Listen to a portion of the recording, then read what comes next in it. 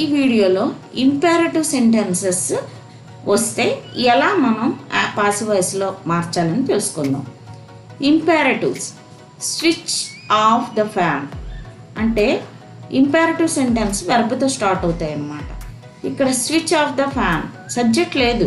ఇలాంటి సెంటెన్సెస్ని and order, request, command, suggestion ఇలాంటి వాటిని కూడా మనం ఇంపారేటివ్ సెంటెన్సెస్ అంటాం. అలాంటప్పుడు let the fan be switched off, ఎందుకంటే ఇది నాన్ లివింగ్ థింగ్, ఇది లివింగ్ థింగ్ కాదు. సో అలాంటప్పుడు మనం లెట్ అనే వాడతాం. లెట్ వాడి పాసివ్ వాయిస్లో మారుస్తాం. Break the glass box, let the glass box be broken. So structure మారలేదు, కానీ లెట్ యూజ్ చేస్తూ మనం ఇంపారేటివ్ సెంటెన్స్ని పాసివ్ వాయిస్లో మారుస్తున్నాం. In case of other animals except man, let may also be used. Drive away the cattle, let the cattle be driven away. ఇక్కడ observe చేయండి, drive away the cattle, let the cattle be driven away. So అలాంటప్పుడు కూడా మనం let వాడి construct చేయాలన్నమాట passive voice. But in case of human beings should is more appropriate. Help the poor, ఇక్కడ help the poor అనేది ఇక్కడ human being indicate చేస్తుంది. అలాంటప్పుడు షుడ్ అనే మోడల్ ఆక్సిలరీ యూజ్ చేయాలి. The poor should be helped అని passive వాయిస్లో construct చేయాలన్నమాట. Request, advice, order are used only when. Go there, you are requested to go there.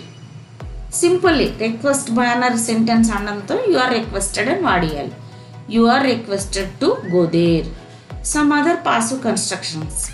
People say that she is a liar, it is said that she is a liar.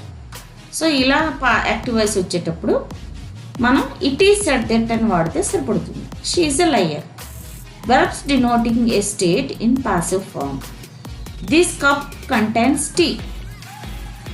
So tea is contained in this cup. ఇక్కడ by వాడకూడదు, in అనే preposition వాడాలి. Novels interest me, I am interested in novels. ఇక్కడ కూడా by అనే preposition వాడకూడదు, in వాడాలి. ఇలాంటి టైప్ సెంటెన్సెస్ వస్తాయి. Verbs denoting a state in passive form. So then sometimes we get active sentences starting with it is time, it was time. We should use the following formula for changing such sentences into passive voice.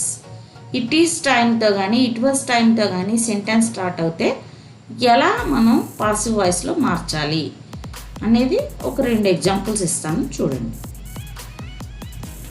It is time to close the shops. ఆ ఫ్రేజ్ని అలానే passive వాయిస్లో మార్చాలి. It is time for shops to be closed. It was time to take action.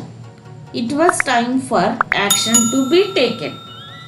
So, ఇలా phrase it was time, it is టైమ్తో ఫ్రేజ్తో start అవుతే active వాయిస్లో ఇలా ఫర్ అనే ప్రిపోజిషన్ యూజ్ చేస్తూ ఇలా పాసివ్ వాయిస్లో సెంటెన్స్ కన్స్ట్రక్ట్ చేయాలన్నమాట. ఇప్పుడు యాక్టివ్ వాయిస్, పాసివ్ వాయిస్ గురించి మీకు క్లియర్గా అర్థమైంది అనుకుంటాను. Thank you.